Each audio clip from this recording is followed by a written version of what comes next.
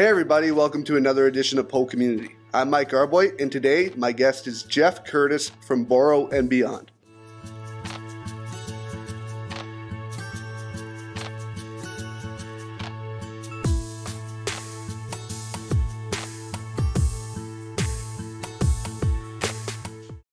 Thank you for coming on today. Tell me about Boro Beyond and how you got involved in the industry that you're in. So a little bit about us, taking it way back. Long story short, Vicky and I are the two owners of Boro Beyond. So we started the company together after we met in university. We come from a tourism background. We went to Capilano University. That's how we met, actually. So after we graduated, we decided tourism, until we can come back and develop our own company, we wanted to kind of jump into our side interest, which was cannabis. So at the time, I had met so many artists and great people going to these dispensaries in Vancouver that were such a popular thing back in 2012, 13, 14. And I had met these artists that were literally blowing glass in the dispensary basement in Pender Street in Vancouver. And I was like mind blown, like holy crap, like seeing these people create these works of art to be smoked out of, things you would see with the same designs at Granville Island or the art galleries on like Granville Street just outside downtown, but being wearable and like smokable artwork. I was like amazed by that, right? And I had custom ordered a piece from one of these artists, and eventually, after more frustration in the tourism industry, being rejected from multiple jobs and careers that I was trying to find a path in, I was like, you know what? It's like, I'm just going to get a whole bunch of work from these artists. And because there was no smoke shops in Vancouver carrying their art. I'm like, where are people? Like, I had a hard time buying, glass that I wanted to use because I was using it from a medical perspective, still am to this day, back then even. And I wanted something, that I could use that was proper. But so we bought up all this glass from these artists, took all of our savings and opened up a shop close to Granville Island, which was like, we were the first ones in Canada to do what we did. Nobody else had a smoke shop gallery. Like, we were straight up a gallery business license in this shop close to Granville Island, selling smokable and wearable artwork made by only 100% local artists. We carried at our peak like about 40 artists. And we've since then stripped it down. Now there's a lot of other people. We're happy that there's other people doing this across the country, supporting all these artists that need outlets for their work. So since then, we've basically stripped it down to about 5 or 6 of the top artists in Canada, built exclusive relationships with them. We're now in about 15 different cannabis retailers that we wholesale to.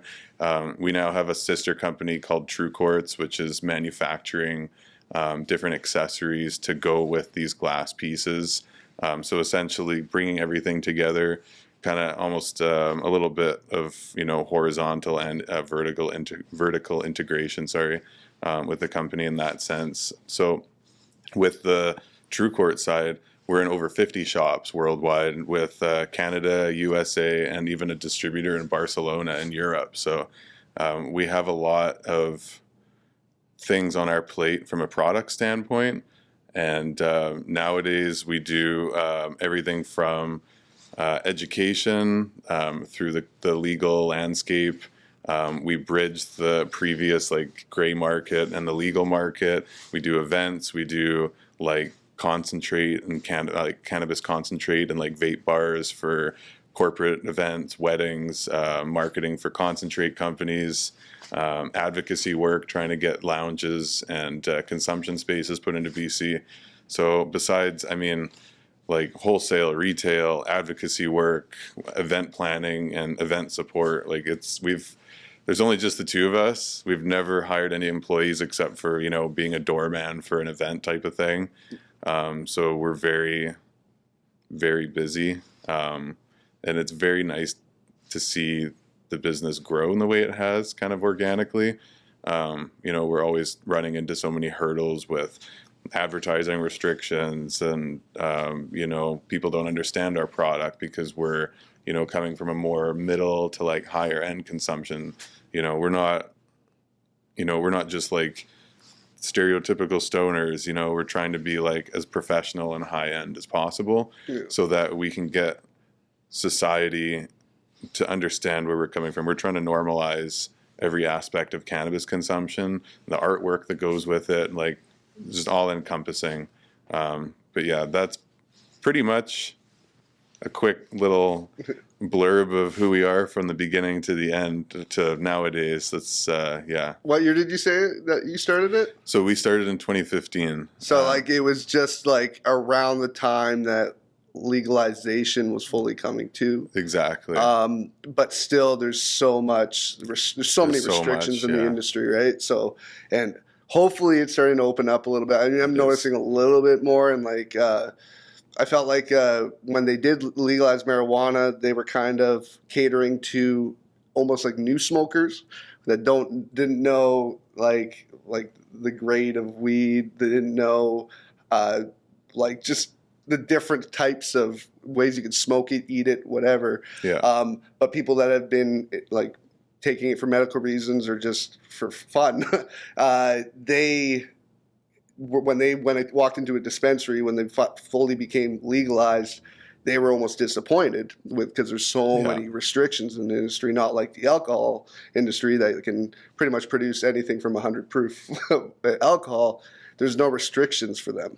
With marijuana, it's like there's still to this day so many restrictions. So for sure. Running a business, obviously you guys aren't selling like the weed itself. So has it been a little bit easier running it through legalization, like just yes and no.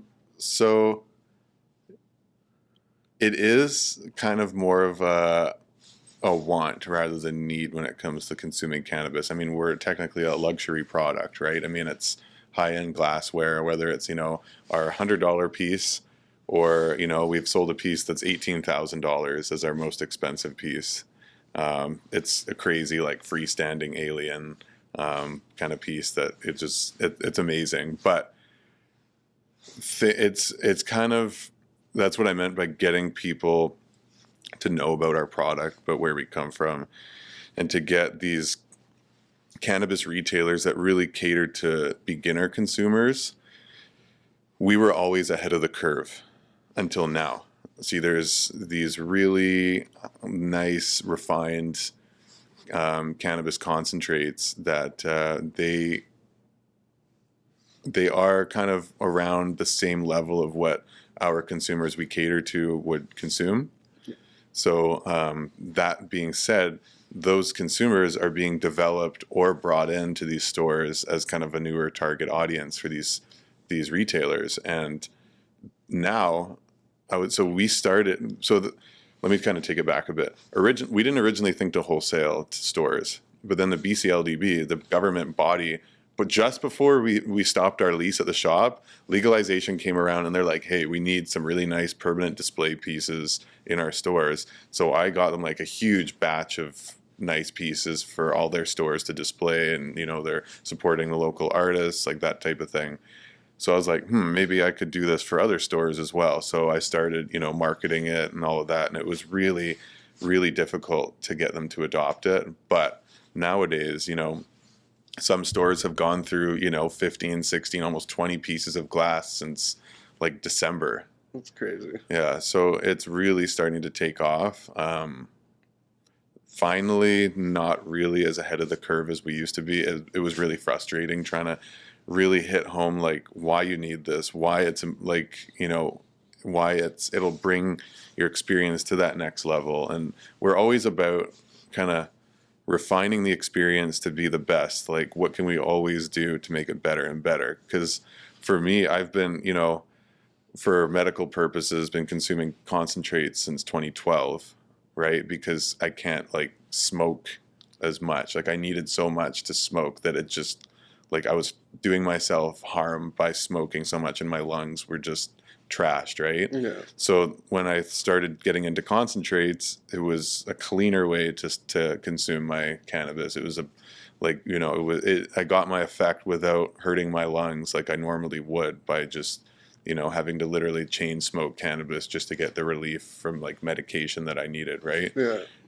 So we are always trying to do that advocacy work for concentrates, because it's still hard even for a regular cannabis consumer that hasn't been exposed to it to really get into it.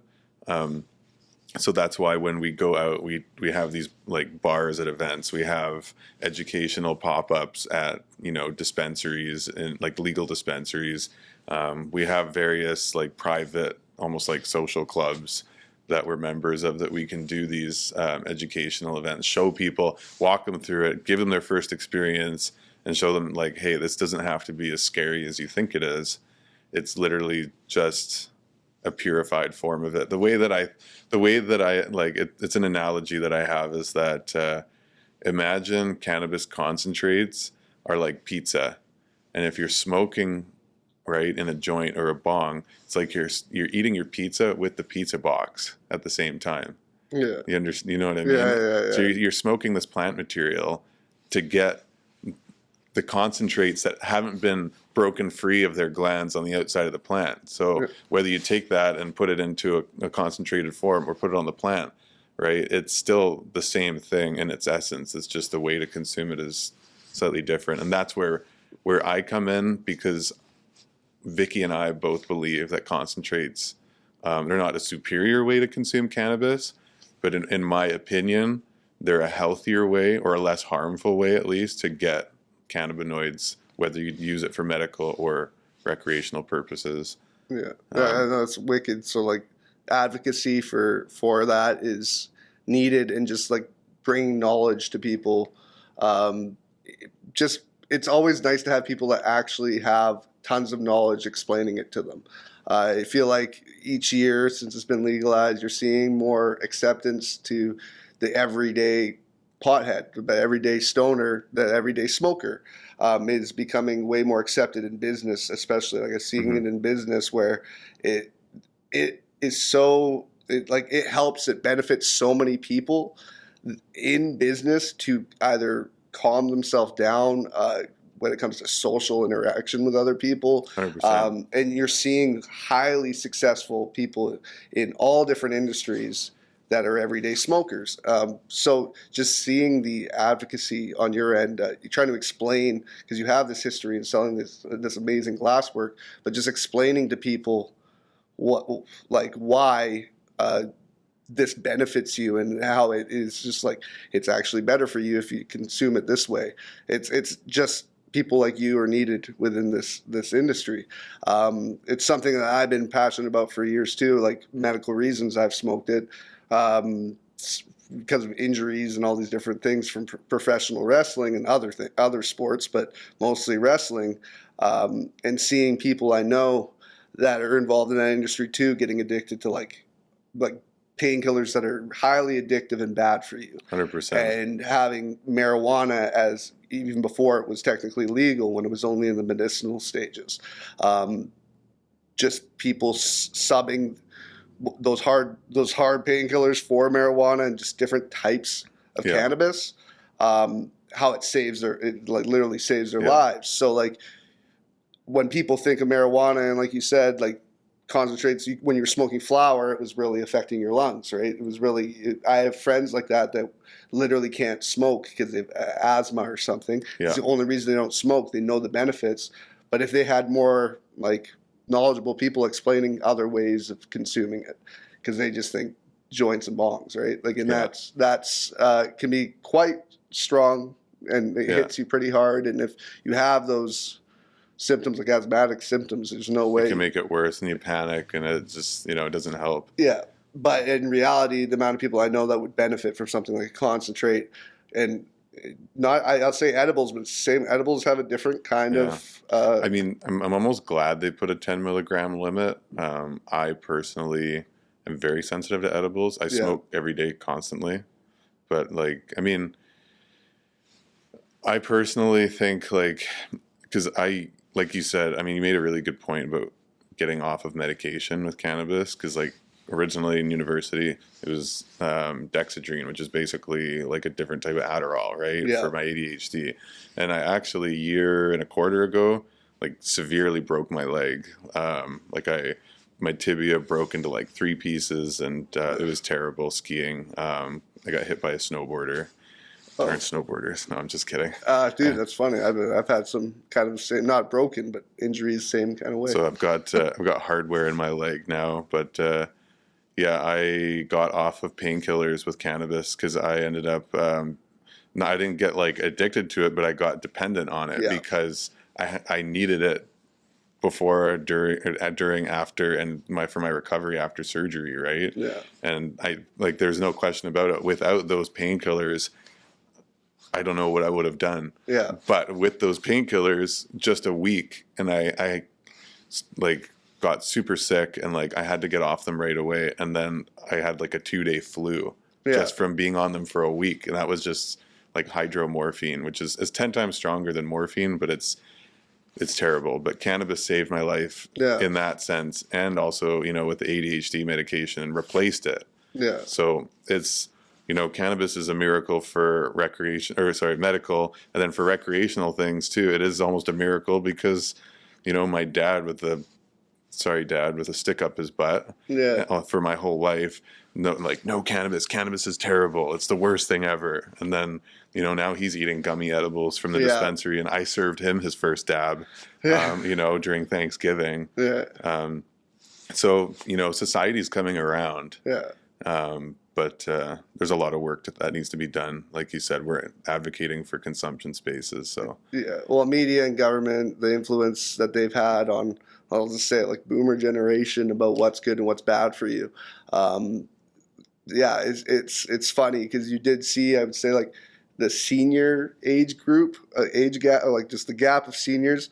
All of a sudden, you're seeing a lot of 60 plus in dispensaries that 10, 15 years ago, if they saw their kids or grandkids smoking, it'd be worse than drinking. So it's just what they're being told by these, basically the mainstream, that it's bad, bad, bad. And then finally, until they say it's good and it's beneficial to you, then they switch their whole mind frame on it. Isn't that crazy? It's crazy. It's absolutely crazy. It's the whole, I know that there's a lot of misinformation out there on the internet, but when you do your own research on just cannabis and the history of it and how beneficial it is, until they decided it was bad for us somehow, it's actually kind of sickening because how much the drug industry has to do with it, right? The drug industry, painkillers are just I think it has a lot to do with the issues we're seeing on the streets right now with just people addicted to fentanyl and stuff, because that stems from painkillers. I'm telling you right now, people get injured. Everyday human beings that get injured, and it's a bad injury, their prescription's out. Now they're going because they're addicted. They need to find basically the street version of it. So, I appreciate people that in your industry, especially you, just bring advocacy to cannabis use, because literally it's not the Cheech and Chong stereotype anymore from the 70s and 80s of just couch stoners that don't get anything done. They're lazy. It's no, literally it's the opposite for a lot of people. It actually gets them off the couch to do something. It helps them, especially people with just different disorders. Social anxiety, people think that it actually gives you a lot of it. I know many people that it does the opposite. Mm-hmm. It makes them more social. It makes if their shoulders go from being up to their ears in tension to just okay, I can breathe, I can talk to people. Yeah. I very appreciate what you're doing. And just bringing it back to the glass pieces, it's nice to hear people look from on your end looking at it as art, because it is it's not. We're not talking mass production, where it's just you got glass shops that are making thousands of units of the same thing, but these are one-time pieces, and even on those ones, you're never gonna get the same piece over and over again, right? That's crazy. So this is one of the glass blowers that we carry. His name is Grass Blower. So he is out of Nova Scotia, I believe. And then he blows amazing pieces. The color on this is called Ghost. And it's over a white background, it kind of goes like a yellowy, and then over a black background, as you can kind of see, it goes like a bluish color. Crazy. So I'll put that back in its case. Yeah.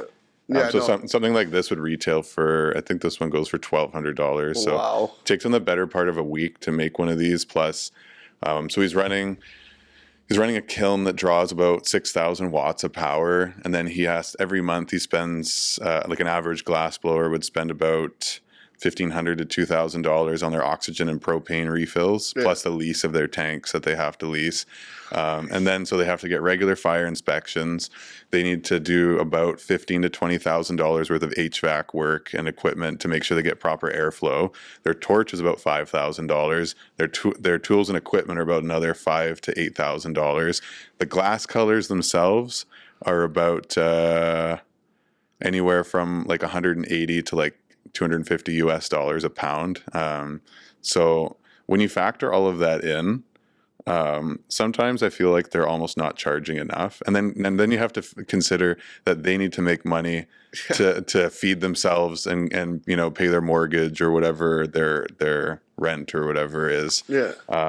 So I've known glass blowers that have literally to open up a multi-station shop have like sunk almost $500,000 into renovations for like a warehouse. It's one of the most thankless trades. I wouldn't even call it a trade, because there's no real, like, there's very, very selective schools for this type of thing. And there's not really anyone teaching you how to make pipes unless you go to your buddy who's already an expert, right? So that being said, it's really like it takes a toll on the glass blower's body. As I've seen, a lot of them are kind of just working and really like it's a shop, like it's real. And then for them to produce beautiful works like this, they definitely need a lot of respect. It's just like when you label it, when it is art, what would an artist charge for a painting? What would that is a hell of a lot of work. That is like literally probably blood, sweat, and tears for a piece like that, right? And think about it too. If, let's say there was a piece that was going to retail for like $4,000 or $5,000, and then there's a couple different batches of two different colors that are supposed to work properly together, but something happened and there's an incompatibility, and then when you take it out of the kiln, there's a big crack all the way down the middle of the piece. All of that material, all that labor, all that everything that you just sunk into that piece, down the drain, It's brutal. So that's a reality, a harsh reality that a lot of glass blowers have to deal with. But I mean, they still do what they do because they love it, right? I mean, you get to make pieces that you see in the wild people smoking out of, I mean, how cool would that be? And, I get such satisfaction out of seeing people enjoy a piece that I, broker on behalf of these artists. I can't imagine what the artist feels getting to see somebody in person enjoy something that they made with their hands. That I feel like would be worth it. Yeah, no, definitely. That's just amazing. It's as like I'm a creative. I know you're also a creative person. When you can use your creativity to produce something and then other people enjoy it, it's a great feeling. So this guy, how many pieces do you think this guy's made in his life? Right? How many? Just guess. Probably a lot, right? A decent amount, but all of these. So all the people that we broker for, like, they're not like a shop with some people. It's like individual artists that go by like an alias. So, but he might have only made like a couple hundred pieces. You know what I mean? Over his entire years, he's been blowing glass maybe since like 2016 or something, I think. That's crazy. But still, that's a couple hundred pieces is like, that's a lot of work. That's like, I know people that have worked in other different kinds of glass industries, a lot of like stained glass and stuff. And glass work is not a simple trade. And this, if you've never seen people glass blowing a bong, it's amazing to watch, like how much actually goes into it and how intense it is. Like if you put some like action music behind a clip of somebody blowing a bong, it's like, it's intense. It's actually intense to watch. Like fire and everything going on, melting around. Like, do yourself a favor, enjoy some cannabis before watching somebody blow a bong. It's mesmerizing, right? Especially if you're saying all these different colors and everything. So you have an online store now, right? You don't have a physical shop. Yeah, exactly. I mean, it's the way to go with today's time, especially with what you guys are selling, these high, just like amazing high class like items. And who do you see as your clientele? So essentially people that want to get the most out of their cannabis, people, so think about it like this. Instead of buying a painting for your wall, you can get a piece of art for your table that you can interact with. Yeah. And that's a lot of the people that want to, it's like getting a new pair of shoes, right? You want to show it off to your friends. You want to it's a collectible kind of thing too. People have this real like connection with like certain artists type of thing. And like they love collecting their work, or it's a phenomenon in the cannabis industry that it's just a really, like it goes really deep, collecting high-end glass. And there's a huge market for it in America and in Canada as well. Yeah. And people have, so many different purposes, whether they, want to flex on their friend, or they just want to have a nice piece of art for their house, or, the artist is a really good friend of theirs. There's so many different reasons why people collect. But I think at the heart of it, people just want to connect with the cannabis plant, in that way type of thing. Yeah. And it's just, it's kind of like, if you get a really nice, bottle of champagne, it's like, having your fine crystal to drink it out of type of thing, right? Yeah, bring it out every now and then, special occasions. Exactly. It's there's a lot more of that kind of stuff, celebration like items for marijuana, like they have the gold paper rollie, like the gold rollies and stuff that, they're quite expensive, but for special occasions, man, it's always nice to celebrate, just like having that bottle of champagne to celebrate good times. If people want to check out this amazing artwork and just get to know more about you guys, where can they find you? Website and socials, where can they find you? Yeah, so www.boroandbeyond.com. We have all of our products up there, along with all of the cannabis retailers that we're partnered with. So anything that you need for all of our company aspects, like all the multiple facets of what we do, but between advocacy, lounges and bars, and our products themselves, everything is up there, and all of the stores you can find them in. Nice. And you guys been getting a lot of support for these like pop-ups and these events? It's been crazy. Like we're booked for a few things, like a boat cruise in August, 420 at the beach. Like a company hired us to do their dab bar. Nice. And then it's a lot of fun. I personally love cannabis, and just being able to do different things with it is it's a lot of fun. It's rewarding too, and being able to see how it came full circle, like before legalization, and now seeing how open, but slightly more restrictive, but opening back up. Compared to what it was before, like when it first legalized, it's like nobody do anything kind of thing, but now we're trying to get the last piece of the puzzle put into place, which is lounges and consumption spaces. It's so important. It's a no-brainer. Yeah. I mean, think about it, between people that want it, I mean, I don't need to explain why it would be a good idea, but people that don't want it, they don't have to worry about seeing people in stratas and sidewalks and in parks and possibly close to schools, wherever people don't want cannabis smokers to be, even though it's legally allowed to smoke out in public areas, certain areas.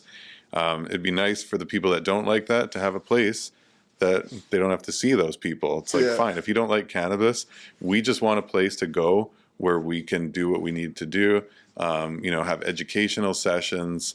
Especially it's comes from a harm reduction standpoint. The health, like public health would like that as well, because a lot of people have a story about, oh, my friend tried dabs for the first time, they got too messed up, and like they can't do, like, oh, I'm not going to touch that now. But our goal is to get in front of that experience so that they don't have a bad experience, and that we can be the ones, or people that we've trained can be the ones to give them that first experience, and they can be like, that's actually really pleasant. I want to go back again and have that, rather than like, oh no, never again, because, everybody has at least one friend that wants to like, oh yeah, let's mess this guy up. Let's give him too big of a hit and like see what he does, why give somebody a bad time on something that's supposed to be a good time, and from that standpoint, like public health likes that. The government trying to market to the people consuming cannabis, don't don't get high and drive, kind of like the campaigns they have in the bars, right? Yeah. You see in the bar, in the bathrooms, on the walls, like everywhere is the government marketing that they're required to put in the bars so that they can educate people.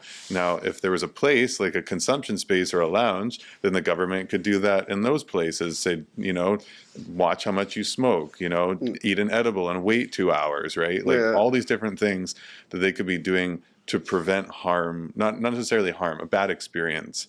Because it's not going to be like, you know, going to the liquor store and buying a 40, pounding it back and having to go to the hospital for liver failure. You know, it's a little bit different than eating too many edibles, but it's still a very unpleasant experience. Like, I'll be honest, the first time I ate way too many edibles, I thought I was going to die. But I mean, I woke up the next morning fine. I wasn't hungover. But I was, you know, it's an experience that makes me not like edibles as much. Right. But getting in front of these experiences, like I said, is an important key aspect that is so needed in society. And that, like I said, whether you like it or not, it's a win-win. And that's kind of why we're saying, like, to everybody, look, it's a win-win. Just, you know. It makes no sense that they're not around yet. Like, legally. Exactly. Like, I mean, there's places that do it. Like, they've done it before it was even legalized in places like Amsterdam. It's very private. Like, even our old shop in Vancouver, we had 2 floors. The upstairs was a private, like, if you bought a piece or if you grew weed or if you extracted, you could come upstairs and you could hang out. And like, we had, you know, but it just, like, makes no sense. It doesn't make sense. It's same, like, I've thought about, like, well, the fact, like, you could go to Mexico on all inclusive and just get totally wasted every day. And like, there should be cannabis resorts, and I can tell you right now, there's people waiting to be able to open those kinds of places up because you have like all tourism industry, all the dollars. Oh, dude, it's huge. It's absolutely huge, and it's weird because how it got legalized, but it got more restrictive in ways. It doesn't make sense because. There's so much money to be made. The government is just not smart. 2 things. They want to see people write the bylaws and the laws for them because they don't want to do it because of the second reason that there's no immediate money for them. And there's no immediate money for the government. And there's nothing in that says, hey, we can put something in your pockets or, you know, the government pockets that can make this worthwhile for you. It's because at the end of the day, the city is still a business, right? They're trying to net positive. And if we can contribute to that and find a way, like, you know, getting the tourism board involved and seeing that money kick back, I think we can really generate conversation and really get the ball moving. But finding ways that with these cannabis consumption spaces that we can benefit the government, I think is the next step that we need to really hit home with them. Because there's too many restrictions. If you want to smoke or just consume cannabis, there's so many restrictions. Like if you're renting, your landlord not wanting it, you can't be this close to this. You can't go to the public parks. You can't. It's like, well, that you're really making it seem like people can't do it still in reality unless they have their own house or. But I'll bring it back to one more point: is that we're in a different place now, but we used to live in a really restrictive condo that, like, no smoking, any kind. Like, they were on you like a hawk if they even caught any cigarette, weed, anything. And we were dabbing, like, every day, like, constantly in this place and, like, you know, concentrates and weed vaping, and nobody ever said anything. And that's why we think, like, vaping and concentrates are, like, the next big wave that needs to come in. And that's really where we're coming at it to the government too, is like, it's vape lounges. We're not smoking, at least, like, not yet, right? And, like, work safe, you know, OSHA, the mayor even was, like, on board with it when I pitched it to him. Like, you know, he's like, oh, you know, that sounds like a pretty good idea. But once you come time to get these letters of support, they're like, sorry, like, I gotta, like, wait for this kind of thing to come through first. But, politics. There's so many steps of. That's why waving that dollar bill in front of their face is, like, the way that you can, you know, get that conversation going, right? Well, man, I could talk about this all day, but we are past the half an hour mark right now. Sounds good. But so I've been kind of rambling on for a while. Dude, it's awesome. I enjoyed talking to you, and I love to talk to you more about it because it's an industry that I'm passionate about. I've literally seen it save people's lives.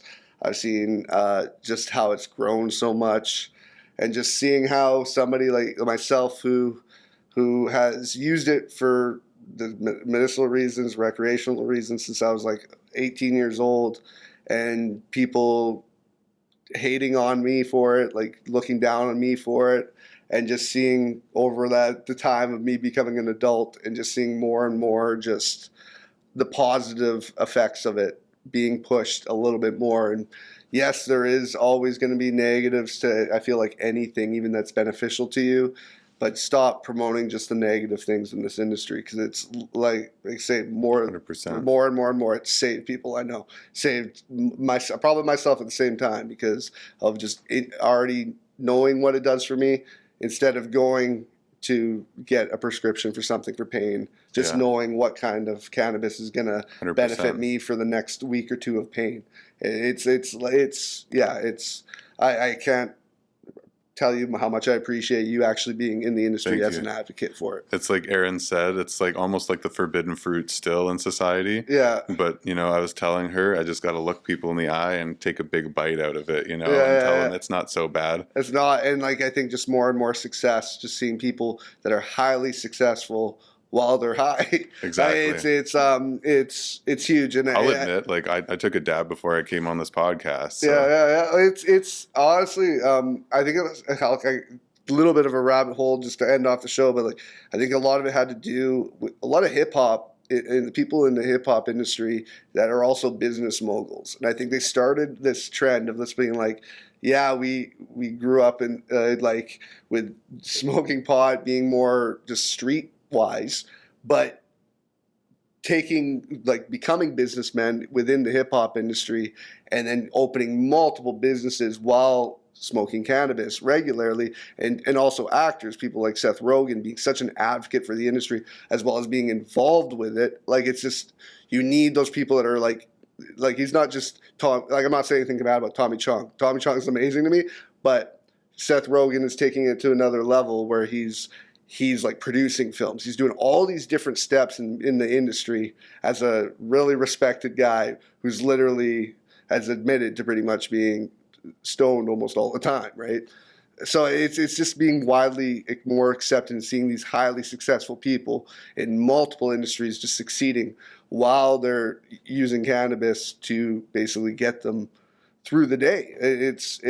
We know how mental health is right now. So it's like, to know the health benefits of cannabis with mental health, it's great. So thank you so much, man. Thank you for having me. I appreciate you coming on, like I said, and let's talk about this again, because very passionate about it. Thank you all for watching today. This has been another episode of PoCommunity.